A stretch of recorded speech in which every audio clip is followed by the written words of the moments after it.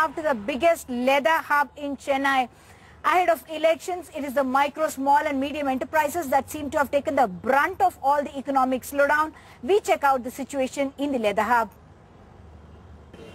For Subbaram, a small-scale entrepreneur who buys lower quality raw material and supplies to a leather glove factory, the last 1 year has been a journey of ups and downs.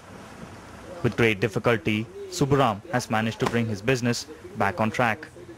Yet, business is down nearly 50%.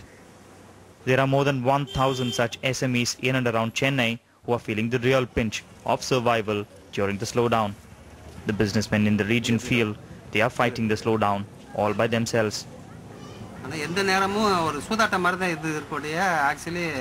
கொஞ்சம் சந்தோஷமா செய்யற மாதிரி தெரியல. ஏன்னா முந்தி ஒரு டன்னுக்கு ஒரு 2000 3000 கிடைக்கும்னு சொல்லி நம்ம நினைக்கலாம். இப்போ வந்து எல்லாம் தப்பிச்சா போதும். A typical small-scale industry, a leather machining factory like this one in the outskirts of Chennai does business of anywhere between 2 and 2.5 lakh rupees every month. Barely about 2 months back, as the economic recession set in this part, it was a gloomy picture to the extent that the businessmen even found difficult to pay their monthly wages. But now it's the turnaround to the extent that they are looking at a brighter future. Timely order from an exporter has helped Nuruddin stay in business. While election promises have been abundant, the feel is there has been no attention when they are in need. Government subsidy கொடுக்கணும் sir. Central state government subsidy கொடுக்கணும். கொடுத்தோம்னா நமக்கு வந்து இன்னும் develop missionary வாங்கி நம்ம வட்டி கட்ட முடியல. பேங்க் வட்டி நம்ம எல்லாம் பர்ச்சேஸ் பண்ணி தான் ஆகணும். ஸோ பேங்க் தான் நம்ம செய்யணும். இன்ட்ரெஸ்ட் கொடுத்துட்டு நம்ம இன்னும் இதுக்கு டெவலப் பண்ணோம்னாக்கா ஒர்க்கர்ஸை வச்சுக்கிட்டு அவங்களுக்கு சேலரி கொடுத்துட்டு செய்ய முடியல. This is the other face of the leather cluster. Sprawling companies like these have helped this export hub to be rated among the 10 most dynamic industrial clusters in the world by the United Nations Industrial Development Organization. India exports leather goods worth $3.5 billion. China, on the other hand, clocks leather exports worth $25 billion.